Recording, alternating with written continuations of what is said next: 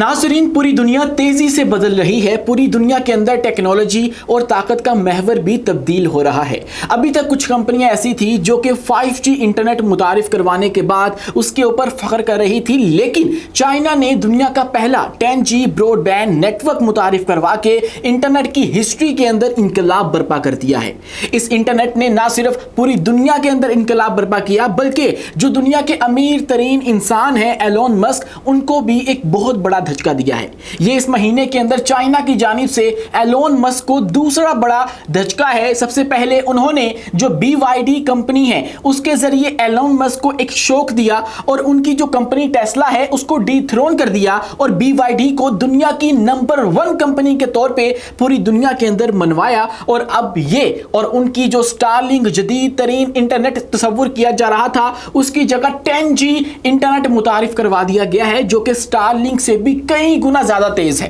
अब जो लंबी लंबी बड़ी बड़ी फाइल्स थी वो सेकंड्स के अंदर आप डाउनलोड कर सकते हैं। आप लाइव स्ट्रीमिंग 8K फौरन से कर सकते हैं, उसके अंदर कोई लैग नहीं आएगा। आप लोग फिल्में डाउनलोड कर सकते हैं। आप जो क्लाउड गेमिंग है वो कर सकते हैं, उसके अंदर भी आपको कोई भी दिक्कत और परेशानी नहीं होगी। आखिर इस नए मुतारिफ करवाए गए इंटरनेट के अंदर क्या स्पीड आवाम को मिलेगी, सार्फिन को क्या क्या फायदे हासिल हो सकते हैं और चाइना ने यह कहां पे मुतारिफ करवाया है और इससे क्या दुनिया के अंदर चेंज आने वाला है, आज की इस वीडियो में हम डिस्कस करेंगे। लेकिन उससे पहले हमारी आपसे 10 गुजारिश है कि हमारे इस चैनल को लाइक कीजिए, सब्सक्राइब कीजिए और बेल आइकन को लाजमी दबाइए ताकि हर नई आने वाली वीडियो आप तक बर वक्त पहुंच सके। तो दोस्तों, जैसा कि आपको पता है कि चाइना ने अपने इंफ्रास्ट्रक्चर के ऊपर भी बहुत सारा काम किया और वो अपनी नजीर आप है। पूरी दुनिया उसको देखकर हैरान रह गई थी जब बीच समुद्र के अंदर एयरपोर्ट बनाए गए, सहरा के अंदर काम किया गया, नई से नई टेक्नोलॉजी जो है वो मुतारिफ करवाई गई। ऐसे ही जो चाइना है अब उसने अपने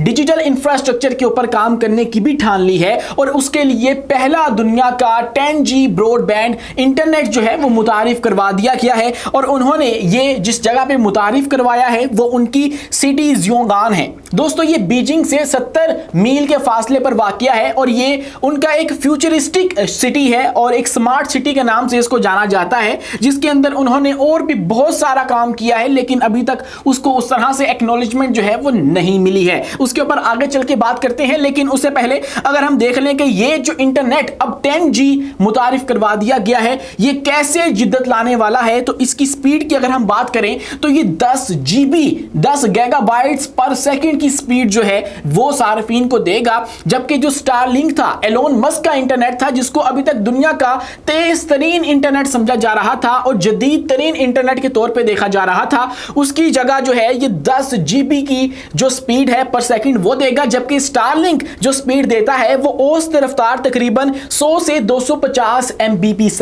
तक है, यानी कि MB पर सेकंड तक है। तो ये MB और GB का फर्क है। एक आपको मेगाबाइट में स्पीड दे रहा है 100 से 250 MB तक और एक आपको GB में स्पीड दे रहा है। तो अभी तक बहुत सारी कंपनियां ऐसी भी थी जो कि 5G इंट्रोड्यूस करवा के जो है इसके ऊपर फख्र महसूस कर रही थी। उनके लिए तो ये बहुत ही ज्यादा बुरी खबर है कि चाइना ने 10G जो इंटरनेट नेटवर्क है वो बना लिया है और उसको इंट्रोड्यूस करवा दिया है, जो कि एक इनकलाब बर्पा कर देगा टेक्नोलॉजी की दुनिया के अंदर और इंटरनेट की पूरी तारीख के अंदर कि ये इतना जदीद और स्पीडी इंटरनेट जो है वो आवाम को मुहैया हो जाएगा। दोस्तों, इससे होगा ये कि एक तो खुदकार जो गाड़ियां हैं वो भी इसे इस्तेमाल की जा सकेंगी, इसके अलावा AI के अंदर इसका बहुत सारा जो इस्तेमाल है वो होगा और आपकी जो दूसरी सर्विसेज है आप लोग बासानी उसको जो है वो हासिल कर सकते हैं, जिसके अंदर आप लोग फिल्में डाउनलोड कर सकते हैं। कुछ चीज़ आपने डाउनलोड करनी है वो बासानी हो जाएगी। उसके बाद गेमिंग के लिए बहुत तेज इंटरनेट चाहिए होता है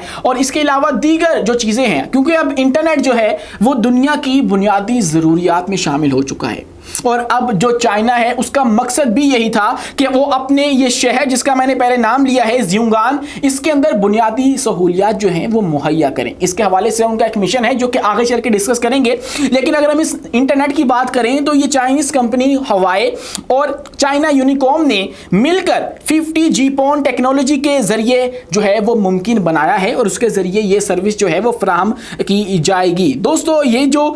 शहर है जिसकी मैं बात कर रहा हूँ ये एक एक मंसूबा है जो चीनी सदर शी जिनपिंग है उनकी सरपरस्ती में 2017 में शुरू होने वाला ये शहर, जो कि एक फ्यूचरिस्टिक स्मार्ट सिटी के तौर पर जाना जाता है, उसके अंदर आला टेक्नोलॉजी पर मबनी जो है वो जदीद एक शहर बनाने का इरादा किया गया था। और उसके अंदर मकसद ये रखा गया था, स्पेशलिटी जो है उसकी ये रखी गई थी कि शहर की मंसूबाबंदी में 15 मिनट लाइफ सर्कल का तस्वुर जो है वो शामिल किया गया। दोस्तों इसका मतलब ये है कि जो शहरी हैं उस शहर के, जो कि बीजिंग चाइना के कैपिटल से तकरीबन 70 मील के फासले के ऊपर मौजूद है, वहां के लोगों को 15 मिनट के अंदर तमाम तर सहूलियात जो हैं वो मैसर हों। 15 मिनट के वक्फे के ऊपर, 15 मिनट के फासले के ऊपर उनको सब कुछ मुहैया हो जाए जो कुछ दुनिया के अंदर मौजूद है। ऐसा एक सिटी जो है वो चाइना बना रहा है। हाँ, ये बात सच है कि उसको अभी तक उस तरह से पजीराई जो है वो नहीं मिली है, लेकिन कुछ मीडिया रिपोर्ट्स के मुताबिक इस शहर के ऊपर 100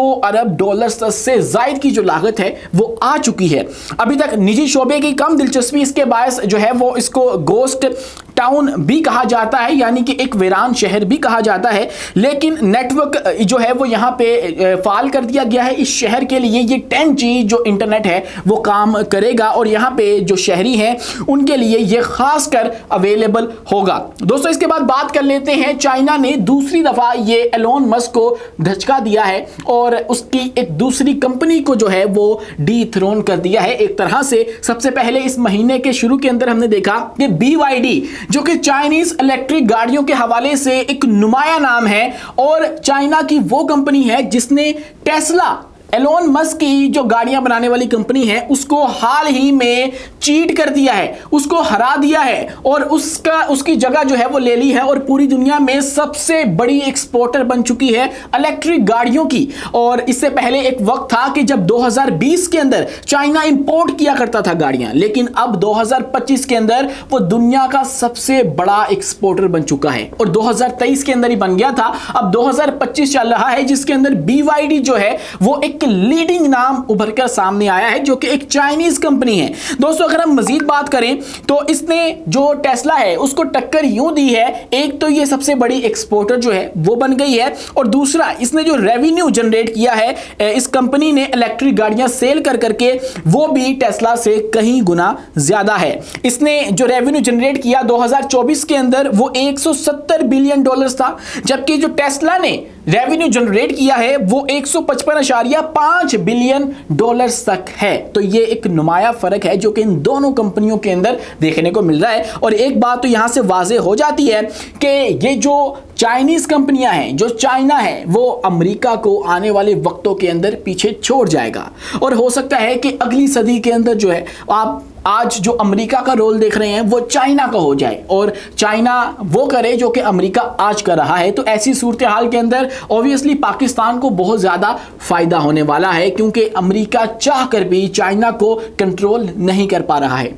डोनाल्ड ट्रंप ने हर तरह की कोशिश करके देख ली है, उसने धमकियां देकर देख ली हैं, लेकिन इसके बावजूद जो चाइना है वो मुंह तोड़ जवाब दे रहा है मुसलसल। और अब जो तजारती दुनिया है उसके अंदर भी एक तरह से कोहराम बर्पा कर रखा है आजकल चाइना ने, और हर शोबे के अंदर जो चाइना है वो लीड करता चला जा रहा है। इसके ऊपर कोई मजीद एक डिटेल्ड वीडियो बनाएंगे, लेकिन अगर हम बात करें कि आखिर कैसे BYD ने टेस्ला को जो है वो पीछे छोड़ दिया है, तो उसके अंदर एक बहुत बड़ी वजह यह है कि जो BYD की गाड़ियां हैं वो टेस्ला से तकरीबन 15% सस्ती हैं और इसी के साथ उनके जो मॉडल्स हैं वो सार्फिन के लिए बहुत ही ज़्यादा मौजू भी हैं। और उनके जो खास का जो मॉडल है BYD सीगल के नाम से, वो महज और महज $30,000 से भी कम है और ये जो है वो इंतहाई सस्ती कीमत है एक इलेक्ट्रिक व्हीकल्स के लिए, जो कि माहौल दोस्त भी होती है और उसके ना तो आपको पेट्रोल डलवाना पड़ता है और ना ही किसी और झंझट में पड़ने की ज़रूरत है,